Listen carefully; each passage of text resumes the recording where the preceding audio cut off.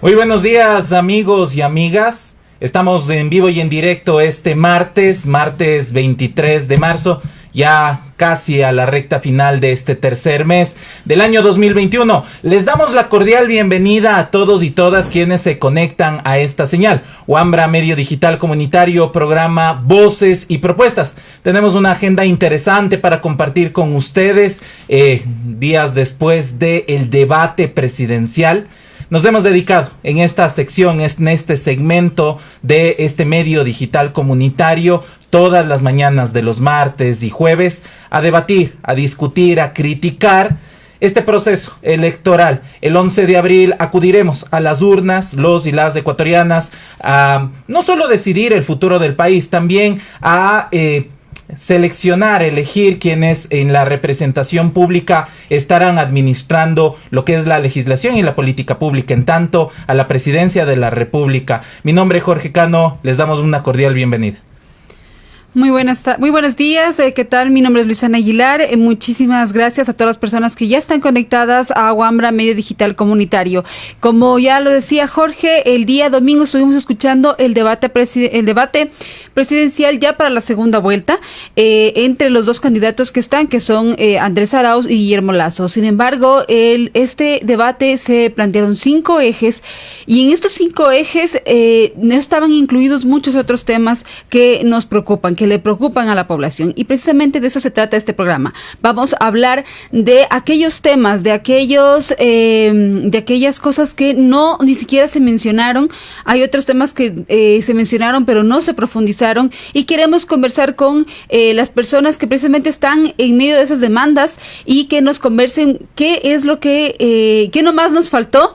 Ya, y de qué es lo que necesitamos profundizar precisamente en estas discusiones, en estos debates. Y para eso, ¿cuál es nuestra primera invitada? Ya la tenemos en espera. Muchísimas gracias por acudir a esta entrevista.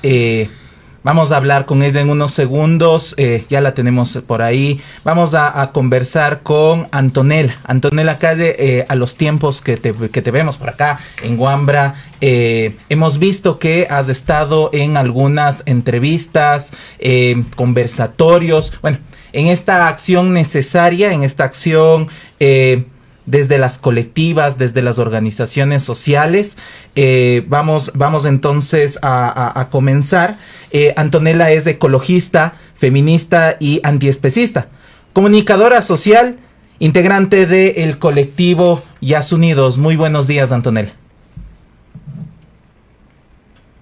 Muy buenos días con todas, con todos y todes. Muchas gracias por invitarme a este espacio. Muchas gracias, Antonella. Para iniciar, hace un par de días tuvimos un debate esperado. Quizá la expectativa de las comunidades, de la ciudadanía en general, estaba en evaluar y establecer un equilibrio entre las propuestas de aparentemente dos tendencias políticas que se presentan así quizá en el discurso.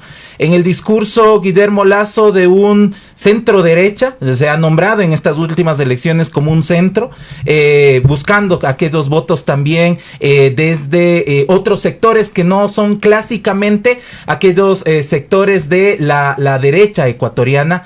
Y también de un Andrés Arauz, que se mantiene en la línea de discurso de los progresismos o del progresismo construido desde la base histórica de cómo administró el gobierno, el país, el anterior gobierno del expresidente Rafael Correa, y toda la política pública que tuvo este periodo de gobierno en Ecuador.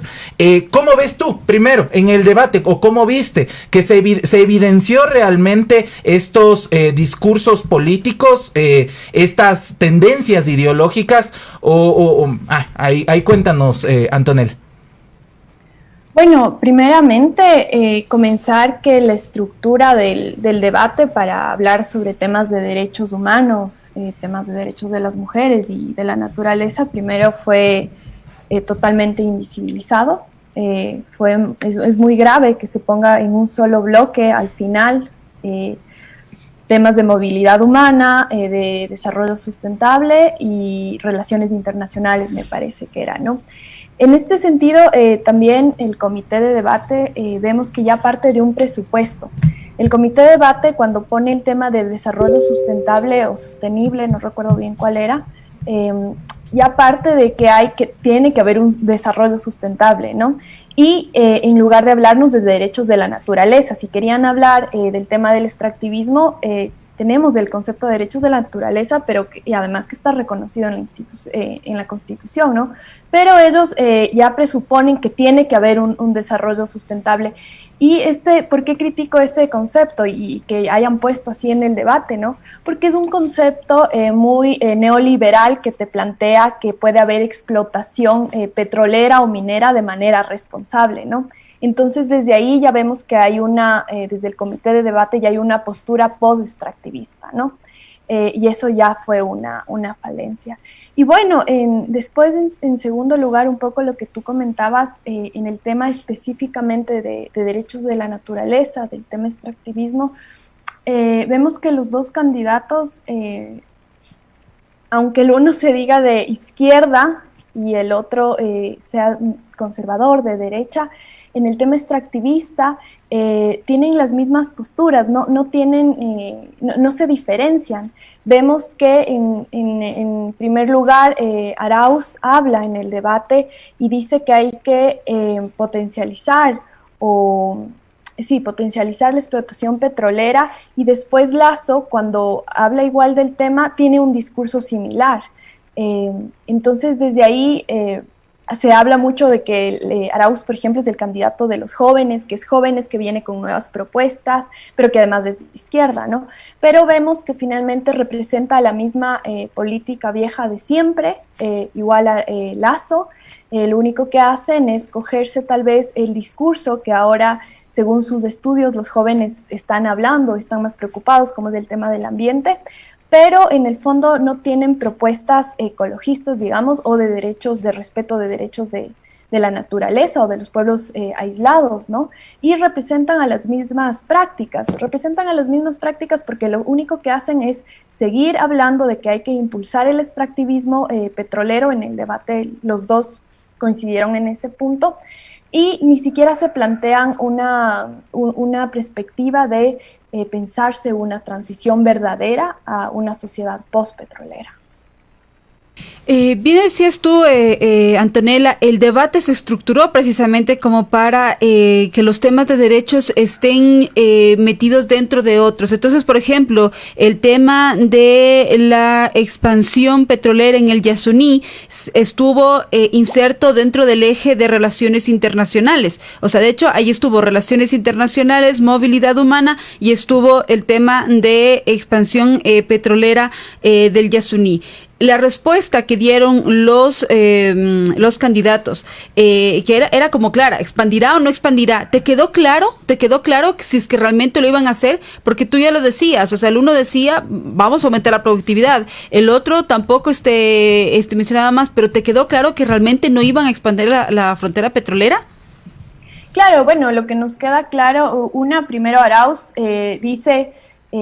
vamos a cuidar la naturaleza y los derechos de los pueblos, una cosa así, y después dice pero, pone el pero en la mitad, pero no podemos arriesgar, tenemos que ser responsables con el tema económico, ¿no? Ese es el discurso de Arauz, que recordemos que fue el discurso del correísmo durante los 14 años, si lo ponemos así, fue el mismo discurso en donde nos dijeron vamos a explotar el Yasuní para dar educación, para el tema de salud. Finalmente vemos que se explotó el Yasuní, se comenzó con la explotación del Yasuní, mucha de esa plata se fue a corrupción, no nos ha sacado de la pobreza a los ecuatorianos, ni siquiera esa plata ha llegado a los sectores más vulnerables, pero como ya lo decía en otro espacio, aún así hubiera llegado, no podemos arriesgar o llevar a un genocidio a los pueblos aislados, por sacar dinero de este territorio, ¿no?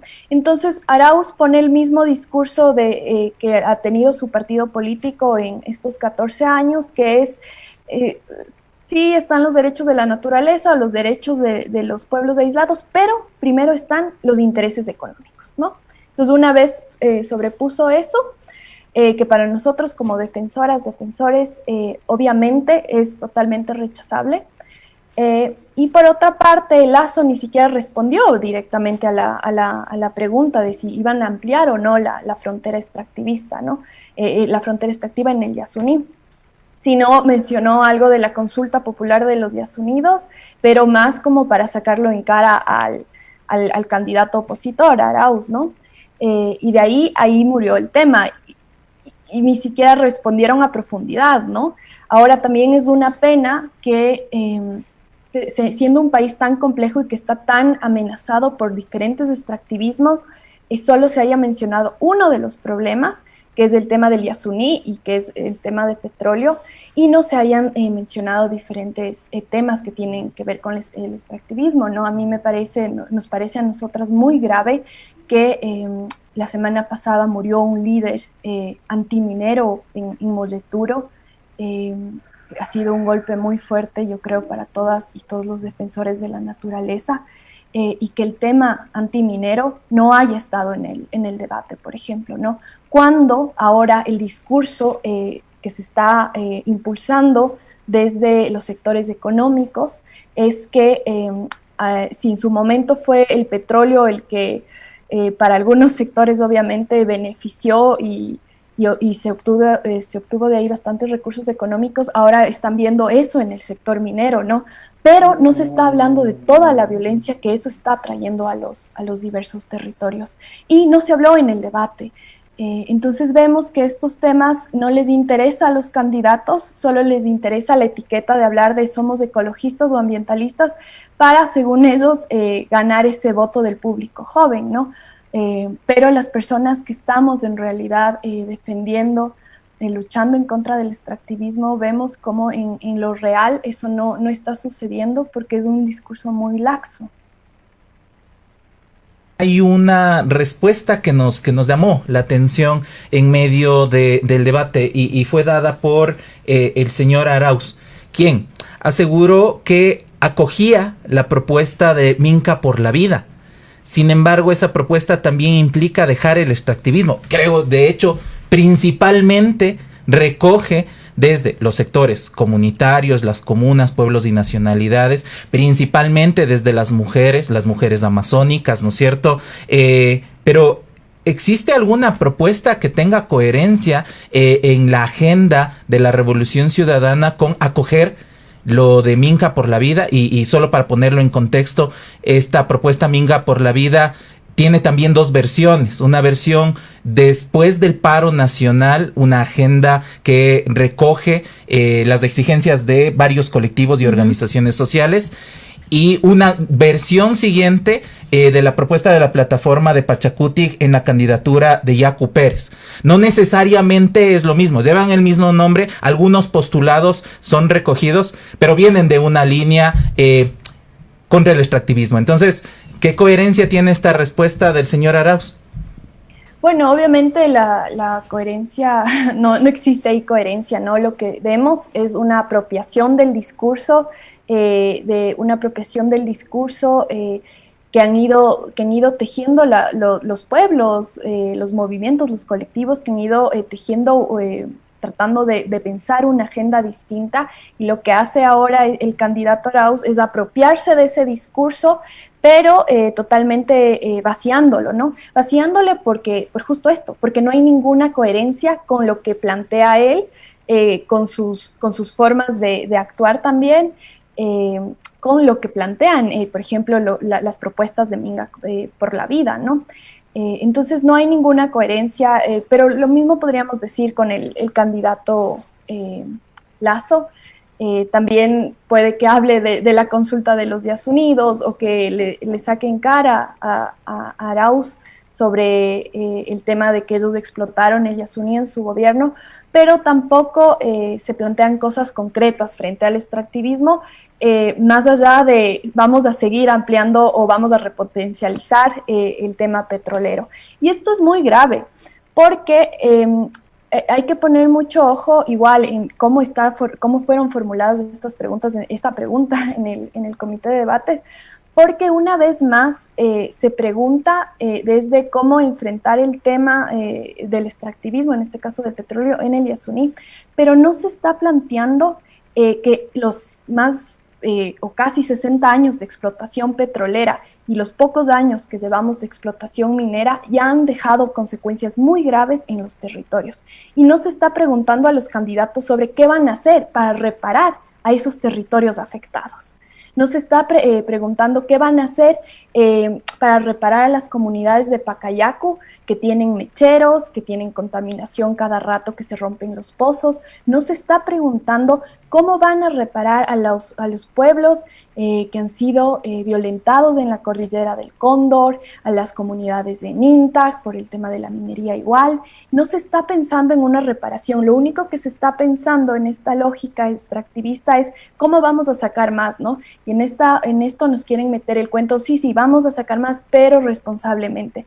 Y eso sabemos, lo tenemos una historia muy detallada, siendo un país petrolero durante tantos años, que no existe extracción de estos recursos responsables que contaminan la naturaleza, pero además causan una fractura del tejido social en las comunidades y causan muertes. A veces muertes lentas por la contaminación, como vemos en la Amazonía con el cáncer, a veces muertes lentas, pero a veces muertes directas, ¿no? Que te asesinan, o sea, simplemente te asesinan por ser defensor de la naturaleza. Y de eso no se habla. Que es lo que estábamos justamente, se conversaba precisamente del asesinato de Andrés Durazno que ocurrió recientemente la anterior semana. Para finalizar, Antonella, ¿cuáles serían ya desde este sentido como feminista, como activista ecologista y también desde Yasunidos, cuáles son las principales preocupaciones frente al ascenso de cualquiera de los dos candidatos? ¿Cuáles son las principales preocupaciones que les genera que gane ya sea Arauz o ya sea Lasso? Bueno, las preocupaciones son similares porque sus planes de gobiernos y sus propuestas que van diciendo en medios de comunicación o en los debates son muy similares en el tema de derechos. Siguen planteando el extractivismo y, como decía antes, con eso sabemos que viene una contaminación fuerte en los territorios, pero también la violencia se agudiza en las comunidades porque como no se consulta a los territorios, se entra a la fuerza, muchas veces con militares, con policías, y la violencia ahí se agudiza. Con eso también viene la persecución, ¿no? Entonces una de las preocupaciones en gane quien gane, una es esta agudización igual del extractivismo, porque se sigue planteando como única salida, ¿no? Única salida de la crisis es el extractivismo, no hay más, no vemos más, y eso trae violencia y contaminación. Esa es obviamente una preocupación. Y otra que creo que está muy latente, y creo que no solo en Yasunidos, sino también como en los colectivos, en las organizaciones, es el tema de la persecución a defensores y defensoras de la naturaleza. Como vimos recién, mataron a un compañero antiminero, y esa es una forma de querer callar al movimiento, a los movimientos, pero también hay esta otra persecución que tal vez es más silenciosa, ¿no? Que no te matan directamente, pero te amenazan, pero te insultan públicamente, te hacen informes policiales como si fueras delincuente, ¿no? Entonces esas son las dos preocupaciones muy fuertes, y no, la verdad es que no, en cualquiera gane Arauz o gane Lasso, son dos cosas que preocupan más. Ahora, la diferencia es que ya sabemos en el tema de persecución cómo actúa el correísmo, ¿no? Ya tuvimos 10 años de persecución muy fuerte con el correísmo, los movimientos sociales. Entonces, desde ahí creo que sí, hay temor, obviamente. Para que no nos quede como pendiente, una visión también desde la mirada feminista del debate presidencial, porque la línea y la estrategia política evidentemente fue la de visibilizar un discurso más de confrontación. Y nos preocupa bastante porque esto permea, esto se traslada y genera sintonía finalmente con lo que sucede en las redes sociales. hay un contexto de bastante polarización y de hasta violencia. Desde los feminismos comunitarios, ecologistas, ¿cuál sería la opción? ¿Cuál sería la opción para contrarrestar esto? Lo que vemos todos los días en las redes sociales, ataques desencarnados, opiniones, comentarios, estamos en un contexto electoral. Sin embargo, va a terminar el 11 de abril, va a llegar alguien a la presidencia y van a quedar ahí, ¿no es cierto?, las propuestas y las exigencias. Desde esta mirada, desde los feminismos interseccionales, comunitarios, ¿qué nos podrías decir, Antonella? ¿Qué va a pasar luego del 11 de abril? O sea, desde este lugar de feminista, ecologista, yo creo que desde ahí lo que nos queda y lo que han venido haciendo las compañeras desde hace muchos años, es seguir tejiendo entre nosotras y pensar el tema de cuidados, ¿no? De cuidados y de cómo colectivizamos esos cuidados en los movimientos, en los colectivos, en las familias, cómo vamos ampliando eso, porque sabemos que con dos machos, como vimos en el debate presidencial, en donde se les habla, por ejemplo, se ponía el tema de la migración. Para mí eso es un tema de cuidado, ¿no es cierto? De cuidado tanto para los venezolanos que están viniendo acá, las miles de personas que están siendo tan vulnerables cada día, y también para las personas que están saliendo por el tema de la crisis que enfrentamos actual. ¿Cómo se plantea un tema de cuidados a estos dos hombres y ninguno responde una cosa concreta y que vaya enfocado a cómo enfrentar esta crisis de migración, ¿no? Sino que justo se ponen a confrontar, ¿no? ¿Quién hizo esto? ¿Quién no hizo? ¿Quién es más? ¿Quién es menos? Y no se piensa el tema de cuidados. Entonces, lo que creo es que tenemos que seguir tejiendo desde las organizaciones lazos para ir tejiendo y construyendo estos cuidados, que creo que es la única forma que nos va a poder permitir sostener la vida en estos tiempos, porque como hemos visto una vez, el Estado no es capaz de hacerlo, y peor, si ya vimos con este gobierno cómo no pudo sostener la vida en una crisis tan fuerte, peor va a ser cuando venga o Lasso o Arauz, que sabemos del uno es de derecha, el uno ya sabemos se dice de izquierda, pero para nosotros tiene igual actitudes muy de derecha, ¿no? En donde no se plantean el sostenimiento de la vida, y eso lo vimos en el debate, ¿no? Más les interesaba confrontar el uno al otro en pensar verdaderamente cómo cuidamos y sostenemos la vida, ya sea de los migrantes o de las mujeres mismo. O sea, a las mujeres nos matan en este país, a las niñas les violan, tienen que parir obligadas, y eso no existe en el debate, ni siquiera les interesa, ¿no? Pero después en las entrevistas sí nos vienen a hablar de feminismo, ¿no? Y se cogen ese término para tener un discurso más progresista, pero en lo concreto, cuando nos sentamos a hablar, no les interesa el tema, no les interesan los cuidados, no les interesan nuestras vidas, no les interesa. Así es que eso nos toca tejer desde nosotras.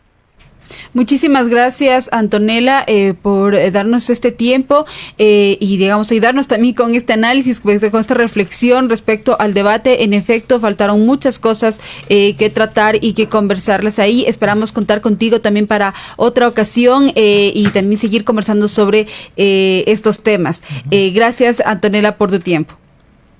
Muchas gracias, un abrazo a todos. Continuamos entonces acá, voces y propuestas rumbo a las elecciones que se darán el 11 de abril. Te recordamos, estamos en Agenda conversando sobre el debate presidencial que se dio el domingo. Mucha crítica ha generado, sin embargo, queremos seguir conversando de los temas. No nos queremos quedar en lo superficial, como en las frases que van para meme.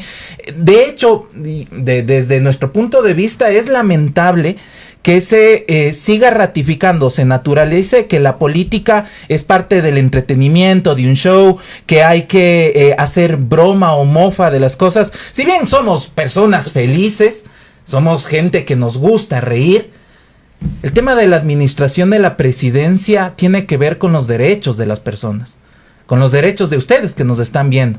Claro, hay un momento en que nos podemos reír, pero hay otro momento en que hay que exigir a los candidatos y a quien vaya a la presidencia que tenga una visión clara de cómo va a administrar el gobierno, el presupuesto, los ingresos y cómo va a viabilizar los derechos. Y para eso tenemos en la siguiente conversación, ya lo tenemos en la sala de espera también. Agradecemos y le pedimos que pueda activar su cámara Luis Ángel Saavedra. Él es el principal de la Fundación Regional de Asesoría en Derechos Humanos INRED. Además también comunicador social. Hemos conversado en otras ocasiones con Luis Ángel. En esta oportunidad, un panorama general sobre los derechos humanos que se vio también en el debate presidencial y que faltó. Mejor dicho, que no se vio, porque era precisamente la razón por la que estamos justamente hablando de eso, porque sentimos que en efecto el tema de derechos humanos quedó muy relegado, muy disminuido, casi sin mencionarse o sin profundizar sobre ello durante el debate presidencial. Por eso tenemos acá a Luis Ángel comentar que recordemos que la anterior semana se presentó un informe de Comisión y Verdad y Justicia sobre el paro de octubre y vamos a preguntarle a Luis Ángel sobre esto. Pero primero me gustaría darle... pero antes de pasar... rápidamente para nuestra audiencia, quienes ya están escuchándonos, están ahí con nosotros. Tenemos en Twitter una encuesta. Esta encuesta la subimos una vez que se acabó el debate presidencial y básicamente es por quién, después del debate presidencial, por quién estaría, digamos, dirigida nuestra decisión, si es que por Lasso, por Arauz o por el voto nulo. Entonces les invitamos a que entren a nuestra cuenta de Twitter @guambra.es para que nos ayuden con su voto. Al final de este programa vamos a estar leyendo cuál es el resultado que se tuvo hasta ese momento. Continuamos ahora sí con Luis Ángel. Bienvenido, Luis Ángel. Gracias por acompañarnos aquí en Voces y Propuestas. Bien, buenos días también y gracias por la invitación. Luis Ángel, si habría que hacer una lista de derechos de los que no se hablaron en el debate, de los que fueron completamente invisibilizados y que están en riesgo a partir, digamos, del ascenso de cualquiera de estas dos personas al poder, ¿cuáles serían esos derechos? Yo creo que todos. Es decir, porque en realidad en el debate no vimos una predisposición para hablar sobre derechos. Lo que vimos es una confrontación de personajes que representan a dos sectores de las élites económicas financieras, y que a lo largo de la historia política de estos dos grupos lo que ha habido son violaciones permanentes de los derechos humanos. Recordemos que el lado de la derecha tenemos un pasado nefasto con los socialcristianos que están apoyando a Lasso, y en el lado del correísmo los 10 años de persecución y hostigamiento a organizaciones y violación de los derechos también fueron evidentes. Así que en realidad en el debate no vimos, como digo, ninguna predisposición para hablar de derechos.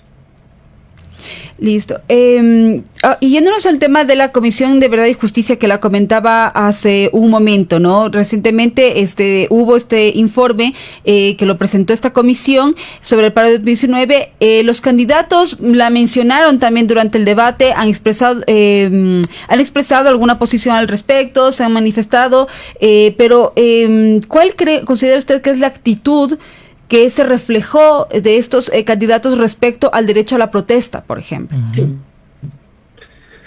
Yo mucho me temo que las investigaciones, que los informes, a veces solo queda en eso, si es que no hay conclusiones y señalamientos concretos, si es que no hay recomendaciones, por ejemplo, de judicialización con determinaciones muy concretas, con señalamientos muy concretos. Recordemos la Comisión de la Verdad que hizo Correa, llevamos 10 años de eso, y no hemos avanzado en nada en la judicialización. Hay un caso judicializado de 188 casos que se presentaron o que fueron documentados por la Comisión. Igualmente en este informe de la Defensoría, me parece que adolece de estos señalamientos y de estas exigencias concretas para que se pueda judicializar los hechos violentos que tuvimos durante la jornada de octubre del 2019 por parte de la Policía Nacional. Entonces, ahí tenemos gente que ha muerto, tenemos gente que ha perdido los ojos, tenemos gente que ha sido agredida y lesionada, y el informe no establece, como digo, de forma concreta, señalamientos para poder judicializar.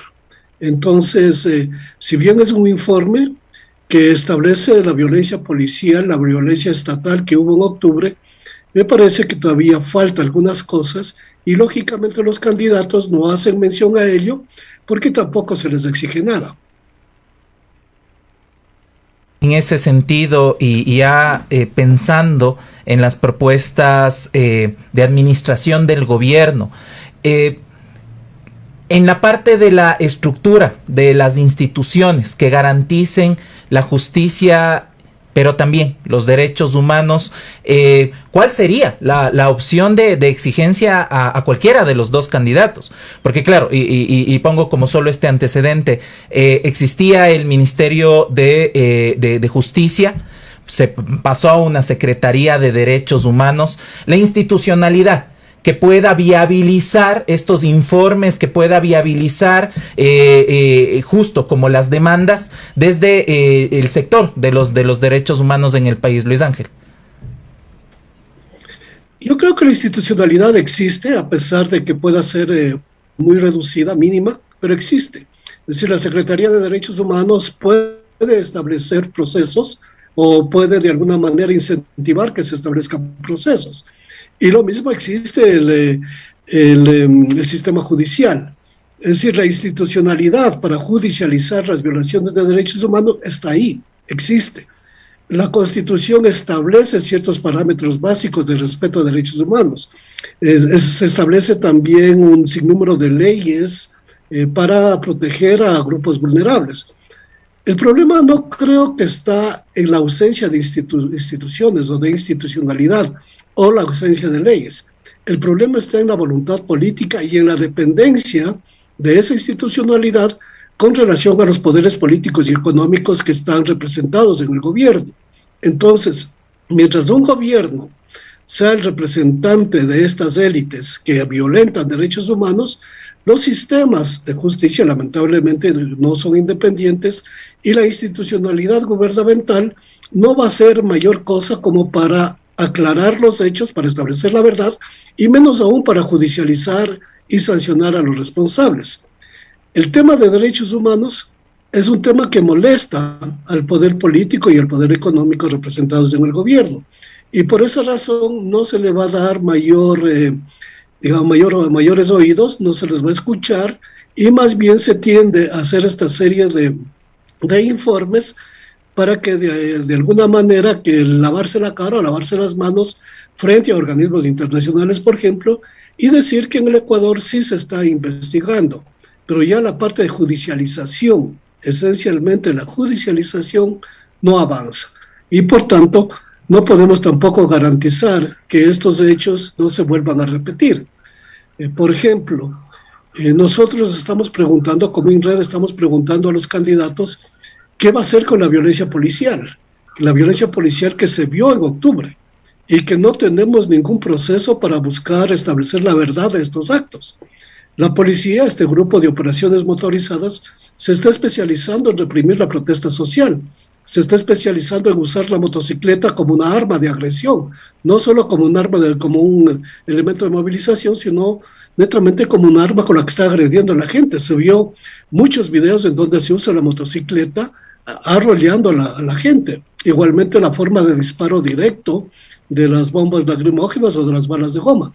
Entonces, la policía y esta violencia policial va a ser muy servicial frente a cualquiera de los dos candidatos. Es decir, si la derecha de Lasso empieza a implementar medidas antipopulares, la policía le va a ser muy útil.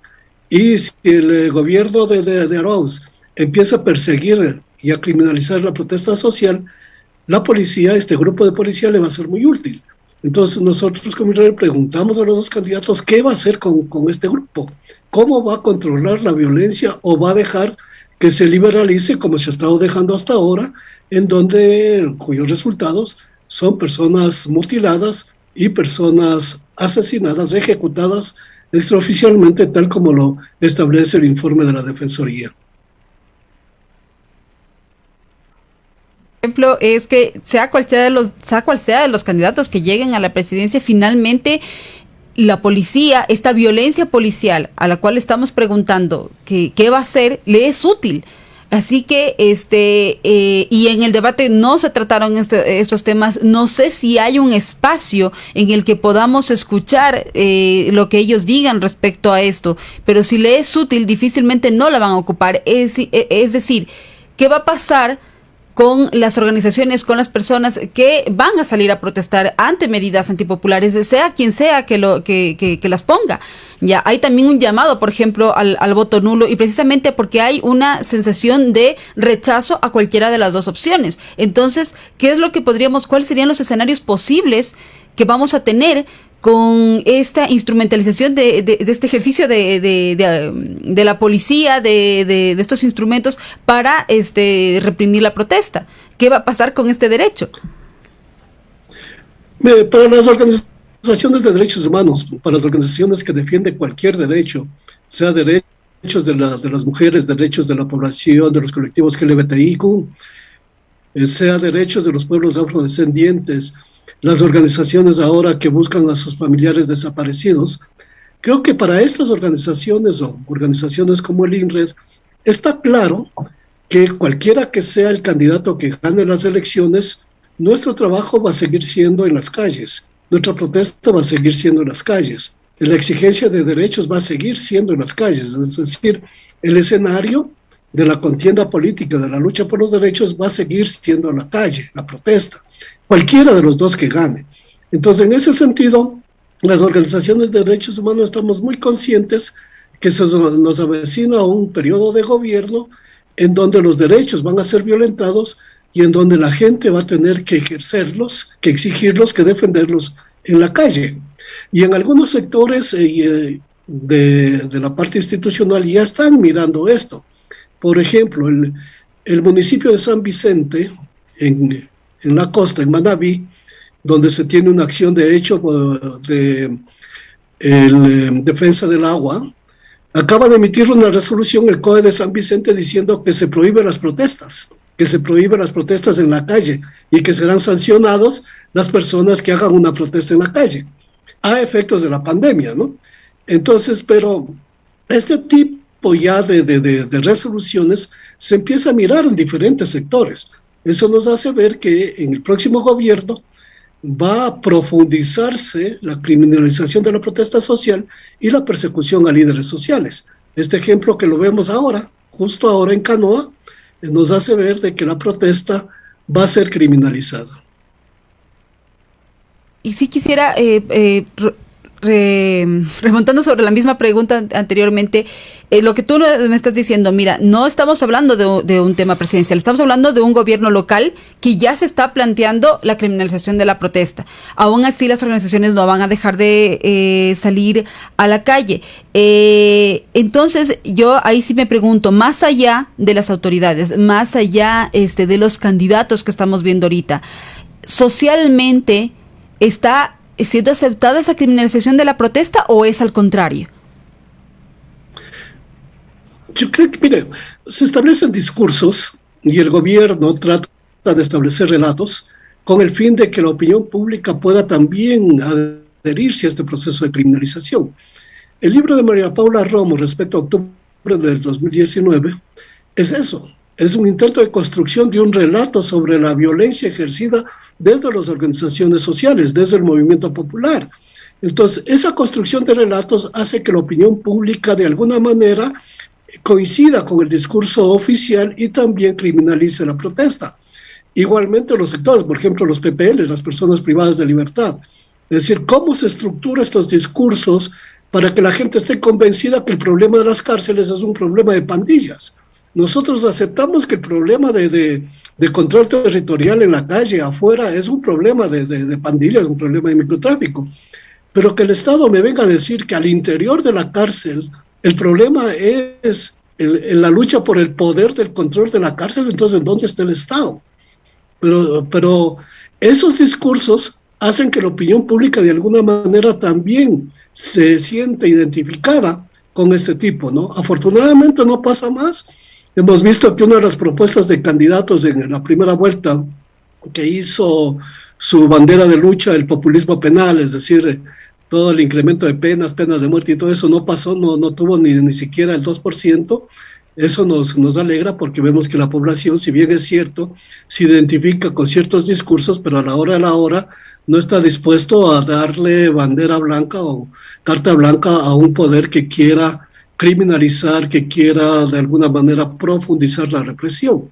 Entonces, también debemos trabajar, y como organismos de derechos humanos nos toca trabajar muy duro respecto a generar opinión pública favorable a los derechos, de generar opinión pública que mire en la lucha por los derechos no una lucha por protección de la delincuencia, sino una lucha por protección de todas las personas humanas, de todos los colectivos, de que la institucionalidad pueda mirar en la gente un sujeto de derechos, no un sujeto que da el voto cada 4 años y después le reprimo para que no diga nada. Frente a esos discursos de seguridad, quizá esta óptica, esta mirada de derechos humanos, porque claro, una de las crisis que se manifestó durante este tiempo, en medio de la campaña, fue el tema carcelario, ¿no es cierto? Y no se preguntó, o sea, no sé si es que el comité del debate lo omitió. Se intentaron abordar temas más generales. Sin embargo, fue bastante confuso porque en el debate se mezclaron varias preguntas en una misma, ¿no es cierto? Y además... con 1 minuto y medio. Con 1 minuto y medio para que cada candidato... Entonces, hacer una lectura, para finalizar, hacer una lectura más allá del debate de este domingo, más allá de las propagandas. El domingo acudiremos, el domingo 11 de abril acudiremos a las urnas. Desde una mirada de derechos humanos, ¿qué debemos tomar en cuenta este día, el 11 de abril y posterior al 11 de abril, justo para seguir exigiendo derechos? El tema de ejercicio de los derechos tiene mucho que ver con la política pública, pero también con la voluntad política. Un escenario como el debate, o sea, un guión como fue el debate presidencial de candidatos, lógicamente no da la oportunidad de profundizar en estos temas, y en estos temas que son bastante engorrosos, ¿no? Que el poder se pronuncie, por ejemplo, qué va a hacer con la megaminería de manera concreta, o qué va a hacer con las personas que fueron desalojadas y que hasta el momento no se les da ningún tipo de indemnización y siguen viviendo bajo la intemperie. Y estamos hablando ya de 7 años después. Entonces, sí es importante que la población, que los colectivos sociales, empecemos a preguntar de manera concreta a los candidatos sobre ciertos temas concretos, ¿no? En el caso de INRED, por ejemplo, nosotros hemos hecho 10 preguntas a los candidatos, los hemos mandado a los 2 candidatos, entonces le decimos a ver qué va a hacer con esta cosa concreta, ¿no? ¿Qué va a hacer, por ejemplo, con el embarazo adolescente y con el tema del embarazo por violación? ¿Cómo se va a pronunciar respecto al aborto? ¿O qué va a hacer para ayudar a las personas, a los familiares de las personas desaparecidas? Miren, en este momento hay una caravana de familiares de personas desaparecidas en plena pandemia, con personas mayores de edad, son personas que tienen 60, 70 años que están en la caravana, pero que frente a la indolencia de las institucionalidades del Estado, frente a la ineptitud de los sistemas de investigación, han tenido que lanzarse a una caravana para exigir, para poner en la opinión pública este tema. Y claro, con todos los riesgos que implica la pandemia, ¿no? La presidenta, la señora Rueda, nos decía, pero creerán que estamos locos, que teniendo más de 60 años nos lanzamos a recorrer el país. Y ella decía, no estamos locos. O sea, es frente a esta indolencia estatal que nos toca hacer estas cosas, ¿no? Igualmente, miren, el pueblo afrodescendiente. ¿Ustedes escucharon en el debate algo relacionado al pueblo afrodescendiente? ¿Algo relacionado a la población afro? Nada, absolutamente nada. Y es la población que está más marginada, discriminada, más violentada. La policía, de alguna manera, cuando acude a un barrio por un llamado de auxilio, va y trata de hablar con la gente. Pero cuando va a un barrio afro, va y ataca a la gente. Es decir, la forma de actuación de la policía frente a los colectivos sociales es distinta. Con los afros no hablan, o sea, porque tienen este estereotipo de que el afro es violento, que el afro es delincuente y por tanto la policía debe llegar a la defensiva y atacar primero. Entonces, este tipo de cosas no se habló. Con el tema de los colectivos LGBTI tampoco. Es decir, no se ha hablado. ¿Qué vamos a hacer con las clínicas de deshomosexualización en donde se secuestra a los jóvenes, especialmente a mujeres, y que se detecta que son lesbianas o por si acaso son lesbianas, se mete a estas clínicas a supuestamente curarlas y lo que hacen son torturarlas, incluso violarlas en algunas ocasiones? Entonces, ese tipo de cosas muy concretas de los derechos no se habló. Por eso es que nosotros queremos exhortar a los colectivos sociales a que lancemos preguntas muy concretas a los candidatos respecto a los temas que defendemos, para que el candidato tenga la obligación de responder y no pueda irse por la tangente, ¿no? Por una respuesta demagógica, muy general, sino que hagamos preguntas concretas y veamos cuál es la respuesta de los candidatos. Muchísimas gracias, Luis. Ha sido un gusto escucharte y realmente creo que nos falta también tiempo a nosotros para profundizar sobre cada uno de estos temas, porque realmente es todo este abanico de temas de derechos que realmente fueron completamente invisibilizados y que realmente nos iba también a nosotros a faltar programa como para poder analizarlos uno a uno. Así que te agradecemos mucho por el tiempo que nos has dado y esperamos contar contigo para otro momento. Sí, gracias también por la invitación.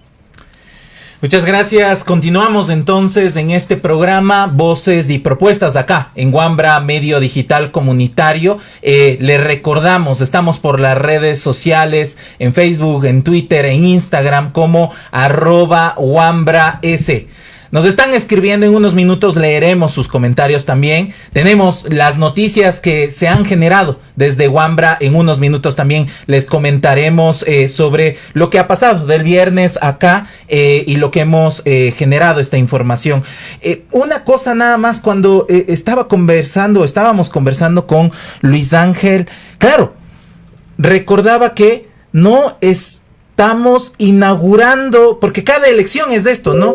Se inaugura el Estado ecuatoriano, se inaugura Ecuador y no se hablan de aquellos problemas concretos que se han generado durante estos años y se hablaba de la criminalización. Yo cruzo estos dos temas: criminalización de la protesta o la política de seguridad y el tema de discriminación racial.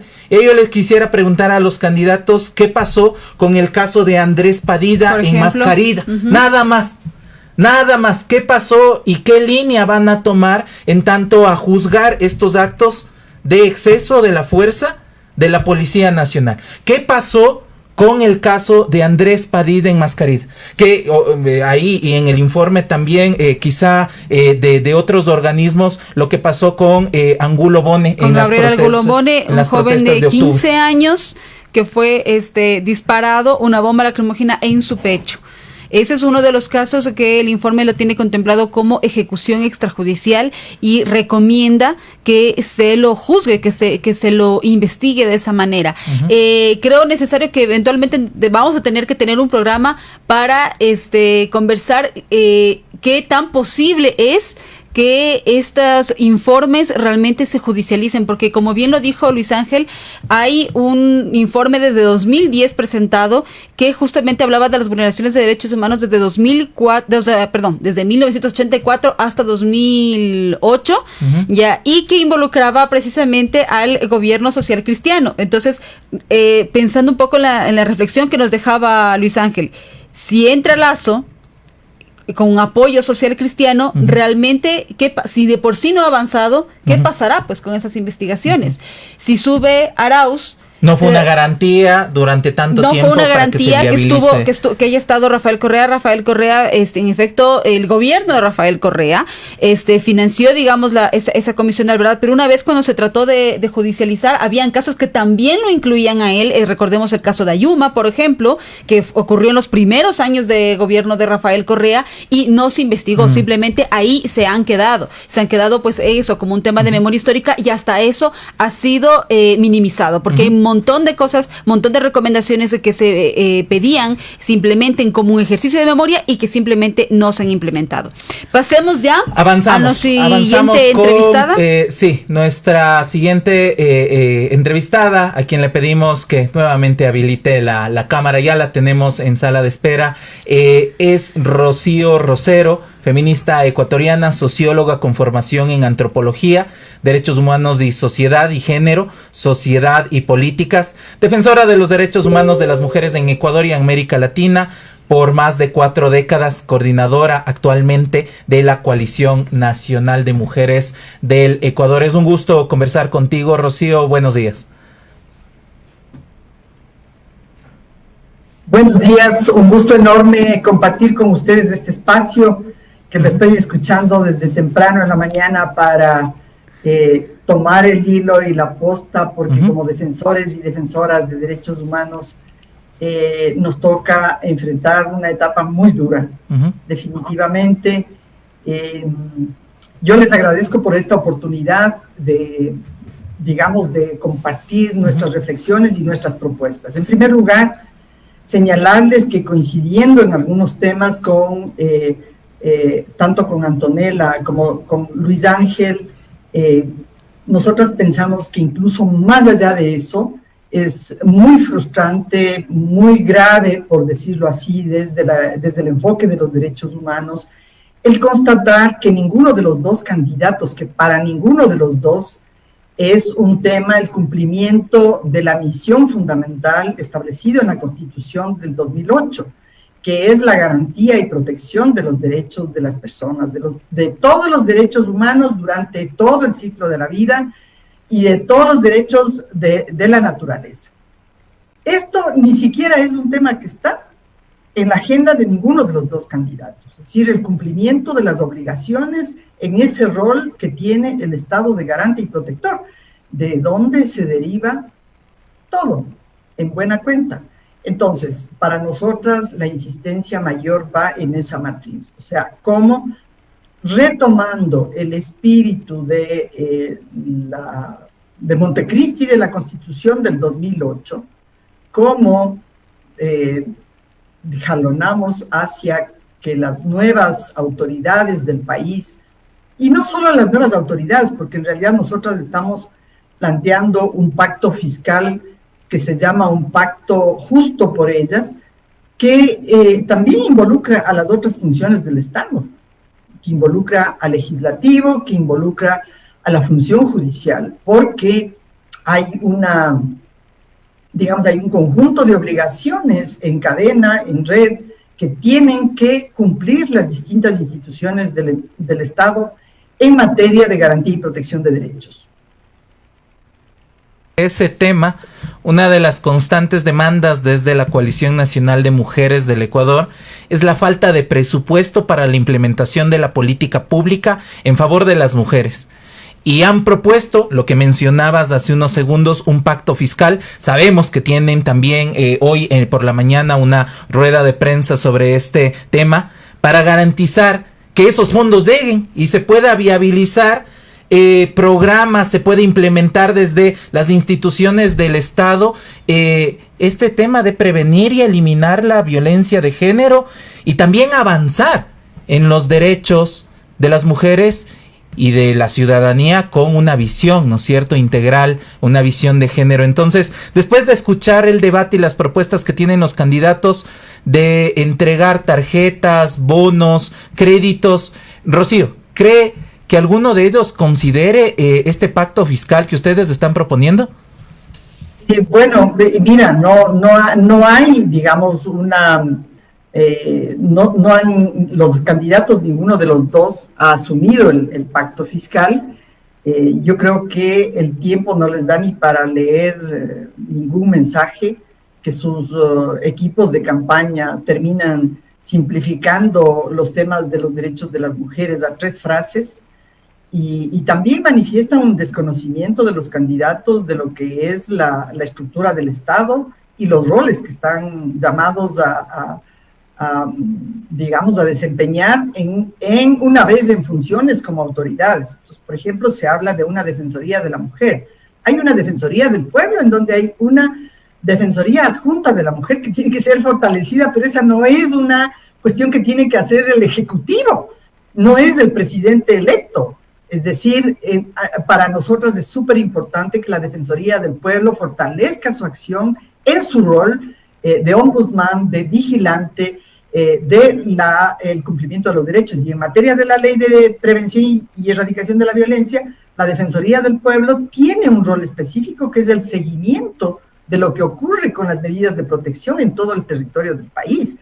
De manera que quiero decir que lamentablemente los temas de la agenda nacional de las mujeres levantada durante todo este año 2020 para presentar al Comité CEDAW como una evaluación de la actuación del Estado ecuatoriano, tanto durante los últimos 5 años como durante el periodo de la pandemia, lamentablemente no han sido retomadas por los candidatos.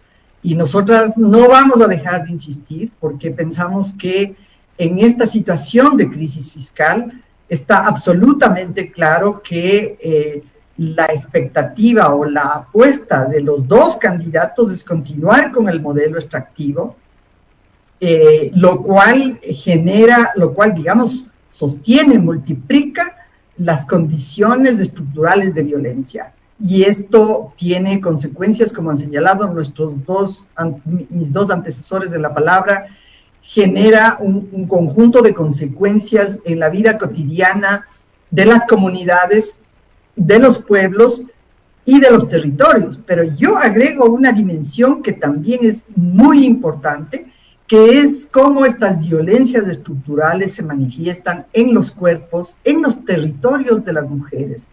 Las niñas y las mujeres de las comunidades de zonas extractivas son víctimas de las formas más extremas de violencias y que se dan en todos los ámbitos. Se da en el ámbito de la producción extractiva, se da en el ámbito de la familia y de la propia comunidad, porque se instalan unas lógicas de violencia estructural, de despojo, en donde la naturalización de todas esas violencias se reproduce y expande todos los días. Para reafirmar esa es lo que nos está comentando, hay una base compartida de las propuestas de las dos tendencias políticas que llegaron a la segunda vuelta y que se están evidenciando en el discurso, que tiene que ver con el ataque, la confrontación y la violencia, pero no solo desde la palabra, que ya es bastante y que es reproducida luego finalmente. Tú tienes en cadena nacional al que podría ser representante máximo del Estado, de tu país, reproduciendo esos vicios de violencia. Sin embargo, también se encuentran en sus plataformas políticas. Un poco solo, justo, que podrías ampliar esto, Rocío, en tanto hay una matriz de la forma de hacer política y de ver la administración de la política pública desde este lugar que son la violencia patriarcal y lo que nos has comentado. Exactamente, esa es una de nuestras mayores preocupaciones, que el esquema está intacto, con un barniz de supuesto progresismo que no es tal, porque al final resulta que a nadie le interesan los derechos de las personas. Y nosotras tenemos que decir muy claramente que ese esquema en la política está basado también en esta concepción de una política absolutamente clientelar, elitista, patriarcal, que lo que va a hacer es continuar con los mismos caminos. Por eso nosotras decimos, el pacto fiscal es una herramienta de política pública que ya usó el país en el año 2000 frente a la crisis de la dolarización y todo el problema de la desinversión pública que se dio en ese momento, en donde la inversión en educación y salud era muy reducida. Allí se trataba de proteger y de promover la inversión en salud y educación y en los programas sociales. Nosotras proponemos que, más aún, que tenemos que poner a las mujeres, que somos la mitad de la población, las mujeres, niñas y adolescentes, las mujeres de todas las edades, tenemos que poner en el centro, 51.5% de la población. Nosotras tenemos que estar en el centro de ese nuevo momento histórico del país. Hay la necesidad de construir un acuerdo, un pacto fiscal que proteja un piso mínimo de inversión para la protección social, que nos permita ordenar la inversión, por ejemplo, del Ministerio de Inclusión Económica y Social, que tiene la base para hacer el Sistema Nacional de Cuidados, ¿no es cierto? Todo lo que son cuidados a niños de 0, niños, niñas y adolescentes, a niños de 0 a 3 años, a personas adultas mayores y personas con discapacidad. Nosotras pensamos que el financiamiento de la ley, que son alrededor de un piso mínimo, 8 millones de la Secretaría de Derechos Humanos y un piso máximo de, ojalá, 14 millones, es un elemento esencial, porque es la institución que hace la rectoría de la política pública en todo el Estado. Pero más aún, necesitamos que se le dé prioridad a la política nacional de prevención. Y esto es básicamente, diríamos, un fondo de 28 millones de dólares para la Estrategia Nacional de Prevención del Embarazo en Niñas y Adolescentes. Ese nuevo proyecto, que hay que decir lo que ocurrió entre marzo y mayo del 2019, lamentablemente, ya con estas decisiones y estos acuerdos con el Fondo Monetario Internacional, se desinvirtió.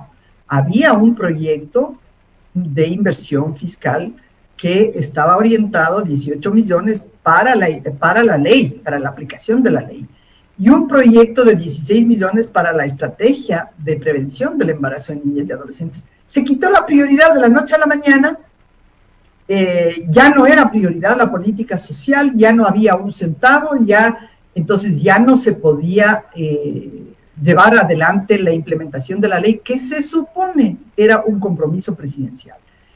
Eso mismo no queremos que vuelva a ocurrir, por eso es que estamos planteando un pacto fiscal, y en ese pacto fiscal entran todos los derechos, deben entrar todos los derechos humanos de todas las personas, los derechos humanos de la naturaleza. Pongamos en debate nacional, antes, a portas de la instalación efectiva del nuevo gobierno, la importancia de establecer esos parámetros del pacto fiscal que garanticen la realización de nuestros derechos. Estamos basados en el respeto a la Constitución y las leyes. No queremos más leyes de papeles y no queremos una Constitución que esté guardada en las estanterías o que esté para que un candidato nos muestre. No. Queremos una Constitución viviente, que se aplique, que el Sistema Nacional de Protección Social funcione, porque eso es lo que está establecido en la Constitución. Esto va a implicar un trabajo tanto en el legislativo como en el ejecutivo de reordenamiento de la función pública y la restitución de algunas funciones que han sido eliminadas. Por ejemplo, en el Ministerio de Salud se acaba de eliminar la Dirección de Derechos Humanos y la Dirección de Género, con todo lo que eso significa, ¿verdad?, para la promoción de la salud y de los derechos sexuales y reproductivos. Es gravísimo lo que acaban de hacer, en el silencio, en la penumbra, ¿verdad? Mientras el pretexto son todos los negocios y todos los horrores que vemos de la pandemia, en silencio se ha destruido en la práctica la estructura estatal. Y en derechos humanos no se ha ido más atrás, porque finalmente hay quien defienda, ¿verdad? Y claro que los servicios de protección integral, de estar integrados por alrededor de 189 funcionarios, es decir, 46 servicios en todos los distritos del país, con equipos de 5 o 6 personas, pasaron a ser servicios que están con 2 personas y que tienen que hacer funciones itinerantes, cuando tienen que estar vigilando el cumplimiento de las medidas de protección, las órdenes de los jueces y haciendo el seguimiento de lo que está ocurriendo en materia de prevención en las políticas locales y de implementación de la propia ley. ¿Cómo haces tú todas esas funciones con equipos reducidos al mínimo? Pero claro, sí vemos que hay, en esta conservación del modelo, ¿verdad?, vemos que hay, que se va a seguir por el mismo camino. Y una de mis mayores disgustos y protestas dentro de la función pública fue precisamente porque la Policía Nacional sí ingresa mensualmente 800, 900, 1300, 1500 efectivos, dependiendo de cuántos se jubilan. Pero mientras tanto, para los derechos humanos, ¿verdad? No hay nada. Rocío, entonces, y justo quería preguntarte por la experiencia que tú tienes dentro de la función pública, ya en el ámbito más operativo de la aplicación de la política pública. Habíamos hablado de las propuestas de los candidatos que en efecto no garantizan, no permiten una garantía integral, no abordan los temas de forma integral, ni para las mujeres, ni para las niñas, niños, peor, por ejemplo, para la población LGBTI, o al menos dinos tú, ¿qué opinas al respecto? Sin embargo, ya digamos en materia operativa, ¿qué es más fácil, qué es más sencillo, si se quiere, aplicar estas tarjetas, estos bonos, o en efecto elaborar un pacto fiscal? Tú nos explicabas que ya existen antecedentes de la aplicación de un pacto fiscal. ¿Qué es más, si se quiere, fácilmente operativo aplicar para un Estado que está, digamos, por inaugurarse, como decía Jorge? ¿Qué sería operativamente más fácil para la garantía de derechos? Es necesario, es imprescindible un pacto fiscal. Tiene que reestructurarse el presupuesto general del Estado, no solo del 2021.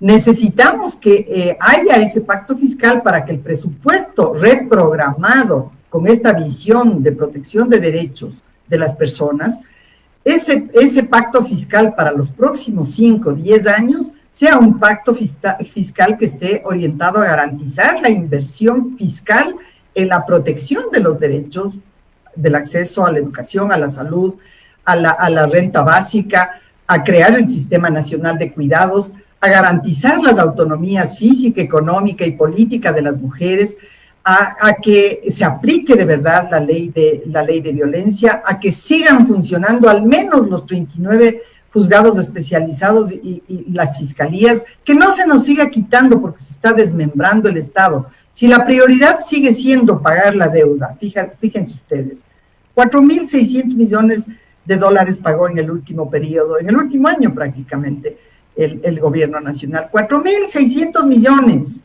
Y a la Subsecretaría de Derechos Humanos, con todo y todo, es decir, con personal, con casas de acogida, con servicios de protección integral, la inversión fue de 4.500.000, es decir, el 1%, menos del 1%. Entonces, sí necesitamos cambiar el foco, la prioridad de la política fiscal. Necesitamos que los temas del respeto a la dignidad y la vida de las mujeres pasen a ser un elemento central de la política fiscal. Y eso significa sostener los programas de emergencia social para la protección de las mujeres y las niñas. Allí todos los que he mencionado, las unidades judiciales especializadas, la política integral para los derechos sexuales y reproductivos, que el Ministerio de Salud vuelva a retomar ese rol tan importante en materia de prevención desde los servicios de la salud, la estrategia de reparación integral a las víctimas y sobrevivientes de femicidio y muertes violentas. No puede seguir estando en el papel. El Sistema Nacional de Cuidados, como he dicho, que es un elemento esencial de poner en orden este conjunto de servicios para que las mujeres tengan bases sólidas para el ejercicio de sus derechos. El fortalecimiento de la economía popular y solidaria, de la agroecología, de la agricultura familiar y comunitaria. ¿Cómo no vamos a tener la posibilidad de reordenar en este pacto fiscal? Claro. Y hay un tema, disculpa que te interrumpa, Rocío, es que claro, y para cerrar este bloque y pasar a otra pregunta, tan necesario es este acuerdo político, económico, con mirada de derechos, un pacto fiscal, porque se contrapone a una agenda de endeudamiento con los multilaterales. Y en específico, con el Fondo Monetario Internacional, vimos lo que es capaz la política anclada a estos organismos en medio de una pandemia, en medio de una emergencia sanitaria, humanitaria. Entonces, ¿qué nos garantizaría? O sea, si finalmente ya hay, incluso uno de los candidatos ya estuvo en Nueva York, conversando, porque estas negociaciones se van como anticipando con cualquiera de los dos candidatos, ya sea Lasso o Arauz, si ni siquiera transparentan lo que está en el documento del acuerdo con el Fondo Monetario Internacional. O sea, aquí ya hay una política viciada en tanto al modelo económico y hacia dónde se priorizan los recursos. ¿Qué hacer frente a eso en la demanda que se dan desde las organizaciones y desde la ciudadanía? Bueno, esa es precisamente nuestra lucha en este momento y lo hacemos a través de reuniones con los candidatos. Lamentablemente solo de los candidatos nos hemos podido reunir solo con Carlos Rabascal. Siguen pendientes las reuniones y con los equipos de Rabascal y de Arauz. Sin embargo, y también con Lasso, ¿no? Con los equipos de Lasso. Sin embargo, con los candidatos mismos no, porque a la hora de la verdad ellos saben que tienen que hacer un compromiso con nosotras, que no es una cuestión de repetir un pequeño eslogan y resolver el tema lanzando 3 ideas por Twitter. No es así, no es así. La construcción de un pacto fiscal respetuoso de las garantías constitucionales implica sentarse a la mesa, hacer un proceso de unidad nacional. Yo aquí aprovecho por este medio para llamar a todas las organizaciones sociales. No tenemos otra alternativa. No podemos dejar que siga funcionando el pago de la deuda sin beneficio de inventario. Necesitamos poner orden. Necesitamos racionalizar el pago de la deuda y el endeudamiento del país. Necesitamos que el país empiece por otro rumbo, que es el respeto y la garantía de los derechos humanos de las personas. Y nosotras defendemos en primer lugar los de las mujeres y las niñas, porque la verdad es que ya no podemos más con tantos niveles de violencia. O sea, allí necesitamos un proceso social y político de concertación, de coalición múltiple, ¿no es cierto?, que tiene que darse en la arena de la instalación del nuevo gobierno. No hay otra posibilidad. Todo lo demás sería dar las espaldas y dejar que siga campeando la misma política extracción. ¿Cuál política humanitaria? Uh-huh. Y quizá ahí, de mi parte, la última pregunta, Rocío. Se ha visto un cambio de posiciones personales en el discurso, ¿no es cierto? Hemos visto a un Guillermo Lasso en entrevistas y en declaraciones de su campaña, que se ha manifestado que sus creencias religiosas no van a incidir en la promulgación de la política pública, o al menos en el debate, que lo plantea como necesario en los derechos sexuales y reproductivos, el tema del aborto, ¿no es cierto? Y vemos también a un Andrés Arauz como medio ambiguo, como que está a favor, pero que no da el cómo ni cuándo. Estas posiciones personales han marcado la política de los derechos de las mujeres, cuando no debería de ser así, porque estamos en un estado laico.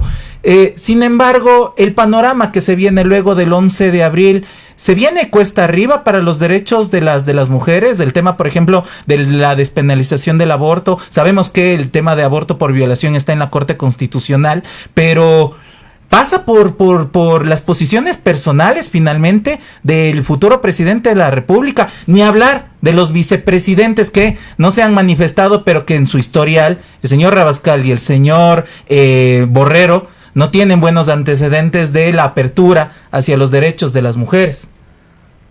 Bueno, sí, por eso nosotras decimos que el panorama no es de lo más halagador. Sin embargo, eso no significa que vamos a seguir insistiendo. Y el tema, si bien es cierto, el tema de la Corte Constitucional es central, también la Asamblea Nacional tiene en sus manos en este momento el Código de Protección Integral de Niños, Niñas y Adolescentes, en donde está el tema de aborto por violación para niñas y adolescentes. Y ese es un tema que es fundamental. Esta sociedad no puede definitivamente estar regida por las creencias personales de los gobernantes. O sea, necesitamos actuar. También ahí hay la necesidad de aplicar la Constitución, ética laica. En un Estado laico implica educación sexual integral para prevenir todas las violencias.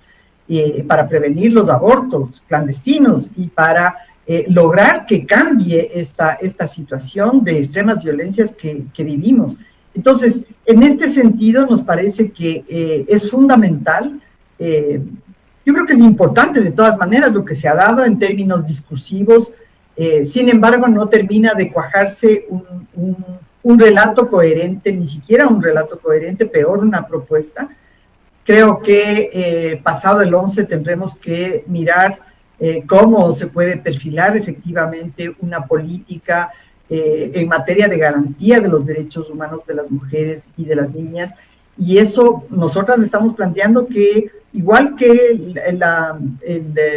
la inversión fiscal, es tan importante también el hecho de que se reorganice la arquitectura institucional, de que tengamos un Ministerio de la Mujer juntando a las dos instituciones, a la Subsecretaría de Prevención y Erradicación de la Violencia y al Consejo Nacional de Igualdad de Género.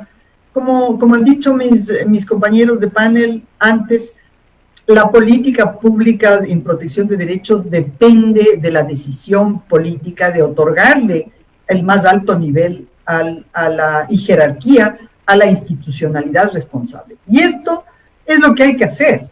No necesitamos inventar una nueva institución, es juntar las dos instituciones, maximizar recursos. Obviamente que se necesita una renovación, se necesitan liderazgos asertivos, se necesita un trabajo mucho más activo de las organizaciones de sociedad civil, porque también durante todo este periodo de crisis larga y alargada y con las ausencias que nos han producido las pandemias, las instituciones también tienen sus propios ritmos fuera e independientemente de la sociedad civil, que en el caso de los consejos de igualdad, en el caso del Consejo Nacional de las Mujeres, nosotras, por ejemplo, era un esquema de gobierno permanente con las organizaciones de la sociedad civil, de todas las vertientes en todo el territorio del país. Entonces sí tenemos que decir que hay un trabajo grande en materia de incidencia por un lado, pero sobre todo de exigibilidad permanente, de construcción de propuestas, de negociación ciertamente, negociación muy importante que empieza con el nuevo, el reordenar el presupuesto general del Estado, no el mismo que viene del arrastre, porque el mismo que viene del arrastre viene con todo el lastre que nos deja el gobierno. Uh-huh. Quiero agradecerles por esta oportunidad. Hay mucho que conversar, la verdad, y deberíamos tener esa posibilidad. Uh-huh. Muchísimas gracias. A ti también te agradecemos muchísimo, Rocío, por compartirnos precisamente esta propuesta, esta idea que sale de la Coalición Nacional de Mujeres y que precisamente es eso, es una propuesta que se le hace a sea cual sea la persona a la que llegue a la presidencia de la República. Esperamos en otra ocasión contar contigo para seguir hablando de estos temas. Por supuesto, muchísimas gracias. Un gusto. Buenos días. Buenos días también. Continuamos acá en Voces y Propuestas. Wambra Medio Digital Comunitario, te agradecemos infinitamente por conectarte todos los martes a partir de las 8 de la mañana. Continuaremos con este programa hasta el domingo 11 de abril, en donde tendremos un programa de cobertura especial de las elecciones. Y claro, tendrá una transformación bonita, importante, este espacio informativo a un informativo semanal de análisis crítico también de Ecuador y de Latinoamérica. Entonces, eso a partir de pasado, el 11 de abril. Te lo anticipamos ya para que te mantengas informado y conectado con nosotros y nosotras. Teníamos pendiente las noticias, ya las vamos a tener en pantalla. Vamos a comentar. El viernes pasado justo reportábamos acerca de la primera caravana por las personas desaparecidas. 2 personas desaparecen al día en Ecuador sin dejar rastro. Esto también ya nos lo comentaba uno de nuestros invitados, Luis Ángel Saavedra. En efecto, en este momento ya están las personas que forman parte de la Asociación de Familiares de Personas Desaparecidas en el Ecuador Ecuador, ASFADEC, se encuentran precisamente haciendo este recorrido. Nos decía en esa rueda de prensa, nos comentaba la presidenta de ASFADEC, Lidia Rueda, ¿no?, que son 643 denuncias de personas desaparecidas que se presentaron en el mes de enero, de las cuales 71 casos aún permanecen en investigación. Estos 71 casos nos indicaba Lidia Rueda que al día, basado en estos 71 casos, al día están desapareciendo 2 personas en el país, sin que sus familiares los vuelvan a ver. Lidia Rueda también denunció la indolencia del Estado frente a los casos de desaparición. Esta situación motivó a ASFADEC en Ecuador y a la Fundación INRED, a la Fundación Regional de Derechos Humanos, que impulsen esta primera caravana por las personas desaparecidas que se realizará desde el 21 de marzo, en este momento ya están, hasta el 25 de marzo. Visitará los cantones Chillanes, Bucay, Guayaquil, Cuenca y Loja. Estos lugares se consideraron por ser lugares donde hay casos emblemáticos de desaparición de personas desaparecidas. En cada ciudad se realizarán acciones como marchas, reuniones con autoridades, sociedad civil, actividades artísticas como murales, cineforos, todo esto para visibilizar tanto a la población como a las autoridades la problemática de las desapariciones y denunciar la falta de acción por parte del Estado. Pamela Chiriboga, abogada de INRED, nos contaba que hubo un avance normativo en la ley. Existe una ley desde 2019, la ley de personas desaparecidas, de actuación en caso de personas desaparecidas. Sin embargo, meses después, cuando se emite el reglamento retrocede en la normativa que ya estaba. La ley era un avance normativo, pero el reglamento, en lugar de permitir la ejecución de esa ley, lo que hace es retroceder y termina vulnerando los derechos de las personas desaparecidas. Esperamos en algún momento poder tener en este espacio, poder conversar más a profundidad de precisamente qué es lo que está pasando con las personas desaparecidas y qué pasa con este reglamento en particular. La siguiente noticia, que fue la que reportamos ayer, ¿nos cuentas? La tenemos por ahí. Personas de la tercera edad expuestas a aglomeraciones por vacunación contra la COVID-19. Fernanda Báez recibió un mensaje a las 10 de la noche del domingo con quien conversamos, indicando que a la mañana siguiente su abuelita de 77 años recibiría la vacuna contra COVID-19. Llegaron a las 9 de la mañana, como indicó el mensaje, pero se encontraron con una larga fila afuera del Centro de Salud número 4 de Chimbacade, en la ciudad de Quito, y más personas que llegaban a formarse. A lo largo de 4 horas de espera, Fernanda observó que habían personas con dificultad para moverse y sostener la fila, y otras que llegaban directamente a vacunarse sin formarse. La abuela de Fernanda logró vacunarse, pero fue una de las últimas en hacerlo. Alrededor de 30 personas esperaron para que les digan que les llamarán para otro día. Esta situación se observó en otros espacios como el Centro de Convenciones Bicentenario, también en la ciudad de Quito. En redes sociales, ayer, se expresaron las quejas por falta de agilidad de organización para poner a esta población vulnerable para que puedan ser vacunadas. Consultamos a la Coordinación Zonal 9 del Ministerio de Salud sobre este proceso. Sin embargo, hasta la edición, hasta el cierre de ayer, no recibimos respuesta. Y aquí el punto crítico de la noticia es que ante un proceso tan deslegitimado por parte de las mismas autoridades, con tantos, no solo inconvenientes, sino actos de corrupción, y la no manifestación de sus principales y cambios de autoridades, la ciudadanía no debe perder de vista de que debemos ser vacunados, ¿ya? Que exista una administración de gobierno fallido o que sus intereses se hayan direccionado a solo vacunar de forma eficiente, eficaz, garantizar la salud de un sector de la población, no quiere decir que el derecho a la salud de toda la población ecuatoriana esté en duda. Entonces, a seguir exigiendo esas vacunas, a seguir exigiendo un trato digno, justo, igualitario, en los planes de vacunación, a darle seguimiento, a visibilizar, a llenar las redes sociales con este tipo de historias, testimonios, porque esto hacen de alguna manera el que en la política pública, en la política ecuatoriana pueda tomar otro rumbo, ¿no? Y beneficiar a aquellas personas que más lo necesitan, los sectores, la población adulta mayor, vulnerable, que no reciba este tipo de tratos, y luego de todo lo que ha sucedido con el tema de la vacunación, no se pone en duda la vacunación. Eso tiene que continuar por la salud y por la vida de todas las personas en este país. Recordemos que ya son 16.478 las personas que han fallecido, 11.664 de las confirmadas y 4.814 de las que probablemente fallecieron por COVID-19. A partir de que inició la emergencia han sido 16.478 las personas que han fallecido por esta enfermedad. En este momento existen 1.465 personas hospitalizadas por esta razón. 952 se encuentran en situación estable y 513 con pronóstico reservado. Y antes de ir cerrando este programa, comentarles, el día de ayer también se publicaron cifras del desempleo. El INEC está publicando mensualmente ahora las cifras de empleo y desempleo. Entonces, una de las cifras que estaban que ayer se registraron, había ciertos cambios respecto a enero. Entonces, por ejemplo, hablábamos de que el empleo adecuado está en un 33,2%. Esto es menor a la registrada en enero, que estaba en el 34%. La tasa de subempleo es del 23,3%. Esta aumentó respecto al mes anterior.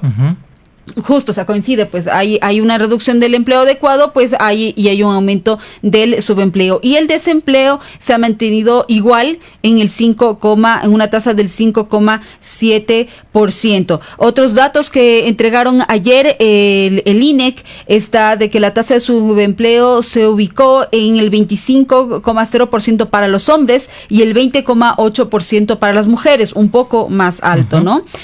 También el desempleo se ubicó en el 7,3% para las mujeres y el 4,6% para los hombres. Eso significa que las mujeres están teniendo mayores problemas para conseguir empleo, o que simplemente son las que están más perjudicadas por el tema del desempleo en este momento, de acuerdo a estas cifras. También el ingreso laboral promedio de un hombre con empleo fue de $328,9, mientras que para la mujer con empleo fue de $281,4. Ahí hay una brecha del ingreso, ¿no? Entre hombres y mujeres en el país. Casi de $100. Sí, de casi de $100 de diferencia. Por favor, señores candidatos, respondan a este tipo de preguntas en no solo debates, en sus siguientes intervenciones. ¿Cómo va a prevenir o va a modificar la brecha salarial o el de ingresos de los hombres y las mujeres en el país? Además que hay como un discurso muy...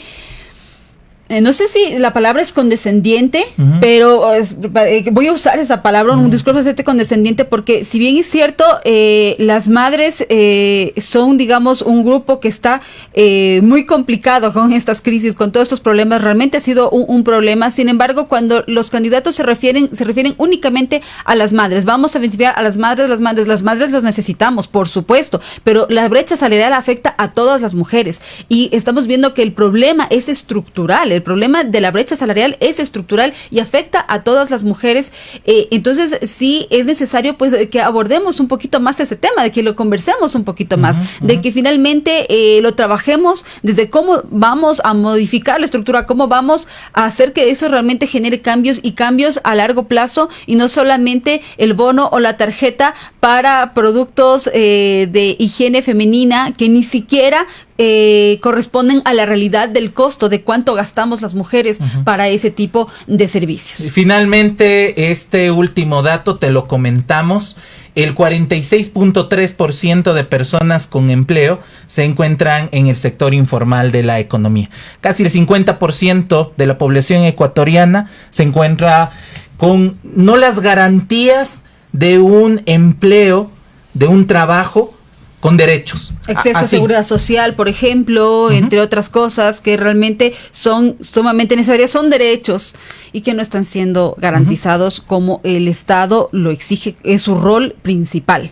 Nos estamos despidiendo, te recomendamos, tenemos una encuesta que hoy cierra en nuestra cuenta de Twitter, @WambraS, luego del debate presidencial del pasado domingo. ¿Cuál es tu opción para llegar a las urnas en el 11 de abril? 3 opciones que al menos se han visibilizado. Sí, tres opciones. Se encuentra el candidato Andrés Arauz por UNES Centro Democrático, el señor Guillermo Lasso por la Alianza Partido Social Cristiano Creo, y el voto nulo, esta otra opción, esta tercera línea y tendencia en tanto a la inconformidad con la clase política y lo que ha sucedido en estas elecciones en Ecuador. Hasta ahora las personas que han votado desde el domingo hasta acá han sido 2.555 personas. Todavía está abierta la encuesta, todavía puedes votar. El día de hoy cierra, en 12 horas más cierra esta encuesta. El resultado ha sido que el 15% ha dicho que votaría por Lasso, un 73% diría que votaría por Andrés Arauz y el 13% votaría nulo. Este es un sondeo que lo generamos desde nuestras redes. Nos estamos despidiendo, nos vemos este jueves a partir de las 8 de la mañana. Seguir generando conversación y debate necesario. Este medio apoya, propicia, es una plataforma de encuentro, de pensamiento crítico. Wambra, medio digital comunitario. Mi nombre es Jorge Cano.